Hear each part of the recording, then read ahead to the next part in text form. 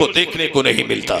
उसी फितनों में से एक फितना बेहयाई का है, बेपर्दगी का है, जिसको लोगों ने कभी सोचा तक नहीं था कि लिबास पहनने के बाद भी औरतें बरहना नजर आएंगी। लिबास पहनने के बाद भी सर के बाल के मसला है। बहार शरीयत में लिखा है कि औरतों के बाल कंघी में जो टूटते हैं उस बाल को दफन कर देना चाहिए, और मर्दों को उन औरतों के बाल पे भी निगाह डालना जायज नहीं है, गुनाह है। जो सर के बाल टूट जाएं उनको देखना जब गुनाह है, तो जो सर के बाल सर से लगे हुए हैं उसको देखना कितना गुनाह होगा।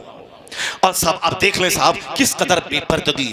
वो दुपट्टा रखने वाली वह रस्टिक देहाती विलेजर, और जो बगैर दुपट्टा के चले वह मॉडर्न अप टू डेट।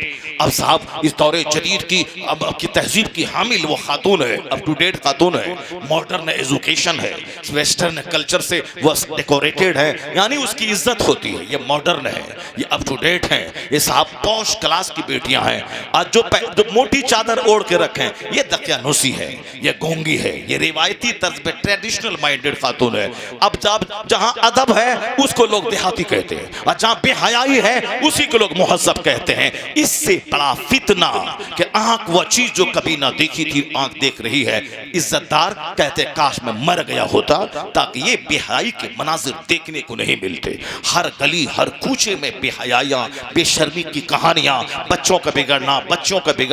80 साल का बुढ़ा वह रेप में पकड़ा जा रहा है, 70 साल का बुढ़ा जिसकी कमर हिल रही है, जिसके हाथ पांव कपकपा रहे हैं, वो अपनी बहू के साथ रेप में पकड़ा जा रहा है। उसका बेटा है सऊदी अरब में, और यहाँ उसका बाप उसकी बीवी के साथ रेप में पकड़ा जा रहा है। किस कदर नजरें बहक गई, किस कदर आदमी का जमीर मुर्दा हो गया, किस कदर आदमी पे ख्वाहिश का भूत सवार है कि वह नहीं देखता कि कौन जायज है कौन नाजायज है। इसलिए कि आलिम का एहतराम खत्म, दीनी मजलिस का एहतराम खत्म, कुरान हदीस का एहतराम खत्म, मस्जिद का एहतराम खत्म। तो ये दिन तो देखना पड़ेगा, वापस लौटना होगा, कुरान सुनना होगा, हदीस सुननी होगी, दीनी मजलिस का एहतराम करना होगा। मौलाना को अपने इंजीनियर प्राइम मिनिस्टर से ज्यादा सम्मान देना होगा, उसे नाइबे पैगंबर समझना होगा, और नाइबे पैगंबर को भी अपनी जिम्मेदारी समझनी होगी। अगर ऐसा हो गया तो मुमकिन है कि कुछ दिन दुनिया को करार मिल जाए, कुछ दिन दुनिया टिक जाए, वरना दुनिया आग के ढेर पर खड़ी है। जो आतंकवादी है उसे कोई कुछ नहीं बोलता, और जो बेचारा अपनी जमीन की आजादी के लिए लड़ रहा है उसको सारी दुनिया नोच रही है। उन खबीसों मर्दूदों से कहिए कि हिंदुस्तान 150 साल तक अंग्रेजों के कब्जे में था, वह काला बिजनेस गोरा बिजनेस करने आया और पूरे हिंदुस्तान पे कब्जा किया। हिंदुस्तानी का जमीन जब जिंदा हुआ तो लोग मैदान में आ गए, हमारा मुल्क हमारी जमीन तुम्हें यहाँ रहने नहीं देंगे।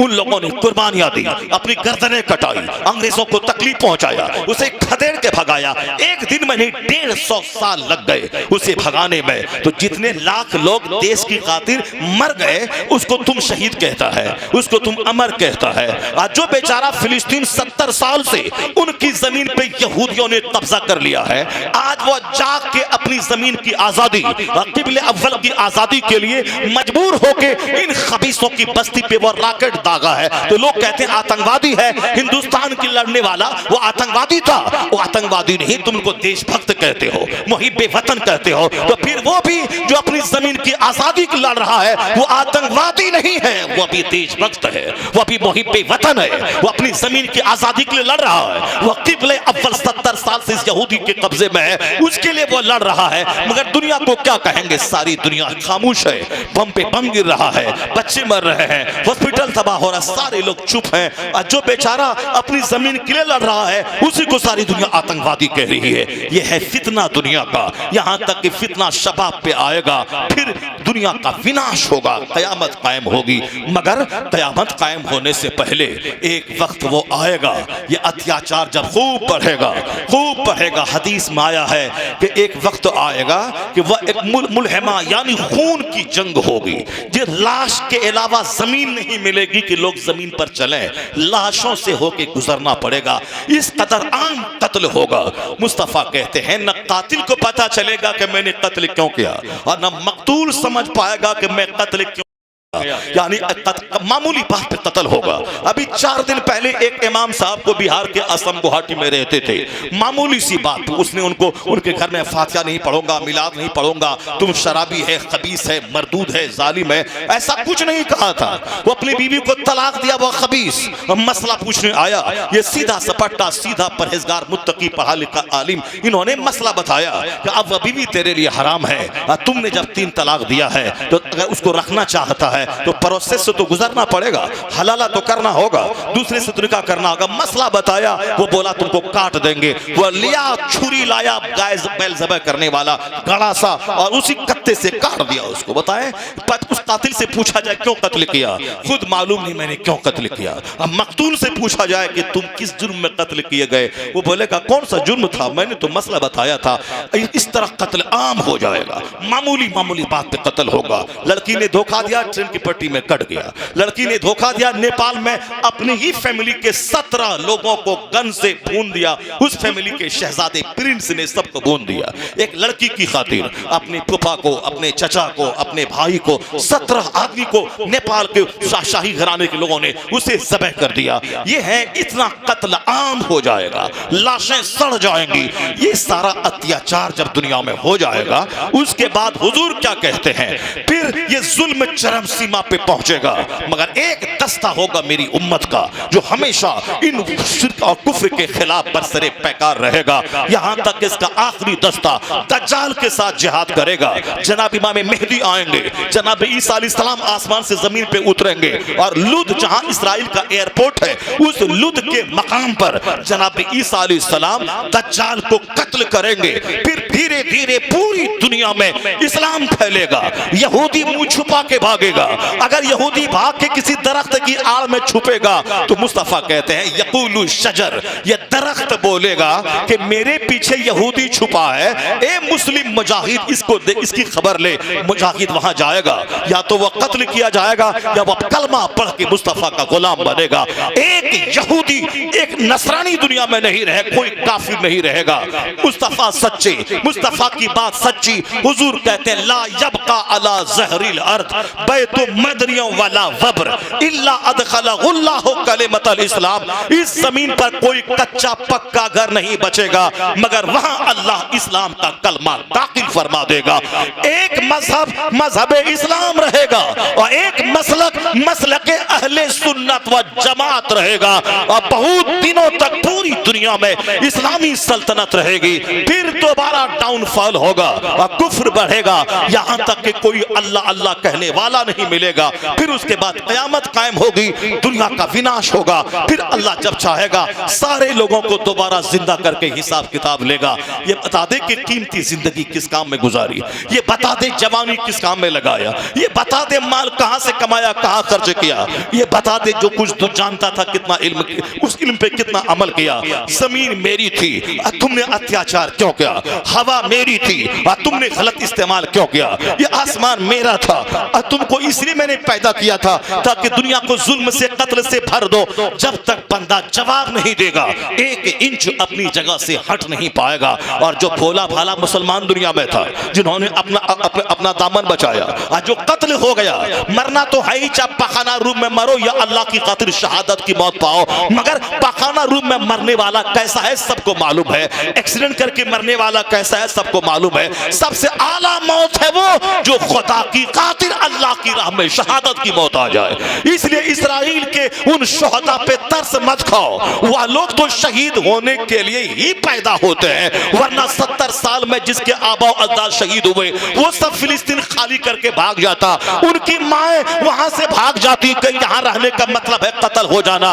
मगर धन्य है वहां की औरतें जो अपने शौहरों को कहती रही कि इस्राइल के फिलिस्तीन छोड़ के नहीं जाना है, यहाँ किबले अव्वल है, इमामुल अंबिया की इमामत की जमीन है, ये शुहदा की जमीन है, ये नबियों की जमीन है, ये रसूलों की जमीन है। ये आज मेरे बच्चे शहीद हो रहे हैं, जरूर कोई ना कोई बच्चा सलाहुद्दीन बन के पैदा होगा और फिलिस्तीन आजाद होगा, किबले अव्वल को आजादी मिलेगी। इसलिए 10,000 बच्चे अगर शहीद हो गए, तरस मत खाइए, तरस मत खाइए, इसलिए तरस मत खाइए कि उनको अच्छी मौत मिली है, शहादत की मौत मिली है। और शहादत की मौत सबको नहीं मिलती है, वरना आज लोग कैसे मर रहे हैं, एक दर्जन बीमारी, वेंटिलेशन पे जाना, ऑक्सीजन लगना और तड़प तड़प के मर जाना, फितने में मुब्तला होना, ये मरना और है।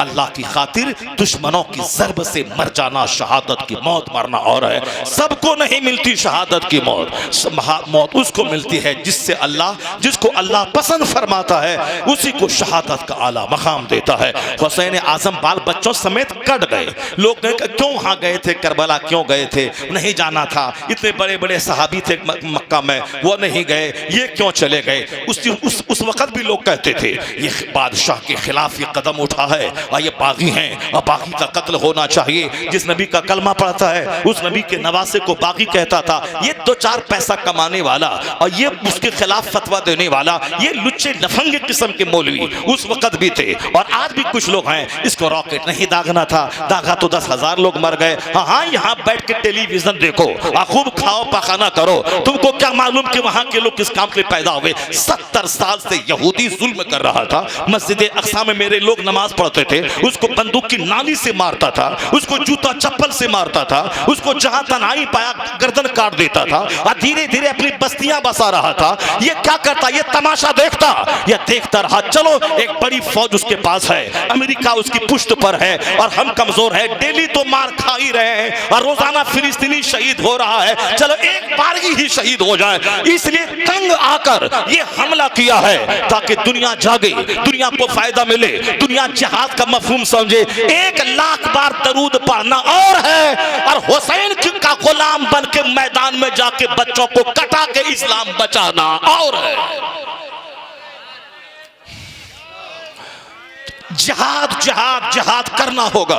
जिहाद जिहाद जिहाद वो नहीं करेगा जिसको बाप से प्यार है, जिसको माँ से प्यार है, बेटे से प्यार है, अभी नहीं मरे, मकान बनाना है, गाड़ी खरीदनी है। जिहाद वो करेगा जो अपने बाल बच्चों समेत बगैर किसी परवाह के मैदान जंग में कूद पड़ेगा। हुसैन आजम ने नहीं देखा आगे पीछे क्या है, हुसैन आजम ने मैदान में कदम रखा, कट गए, मगर उनका कट जाना क़यामत तक के इस्लाम की जिंदगी का जरिया बन गया। आज पूरी दुनिया कहती है हुसैन अगर उस जालिम के खिलाफ जबान ना खोलते तो आज हमें जुल्म के खिलाफ जबान खोलने का हौसला कहां से मिलता। तो पता चला बड़ा काम करने के लिए तो बड़ी कुर्बानी देनी पड़ती है।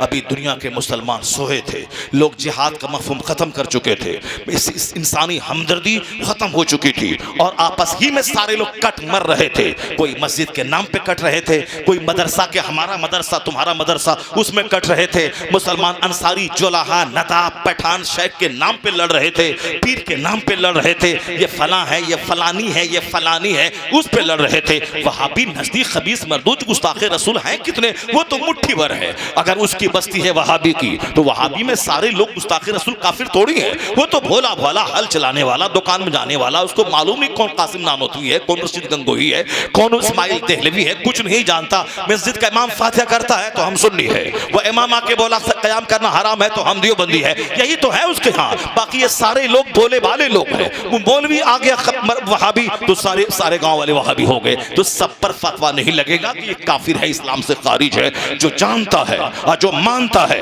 मुस्तफा की गुस्ताखी करता है, वो काफिर है। मुट्ठी भर लोग निकलेंगे, बाकी मेजॉरिटी कलमा पढ़ने वालों की है। ये और बात है कि वह मिसगाइड है, उसके पीछे नमाज पढ़ते हैं, वरना उनका दिल ये नहीं है कि वह हुजूर की तौहीन करे और तौहीन करने वाले का साथ दें, ये उनकी मजबूरी है। ठीक उसी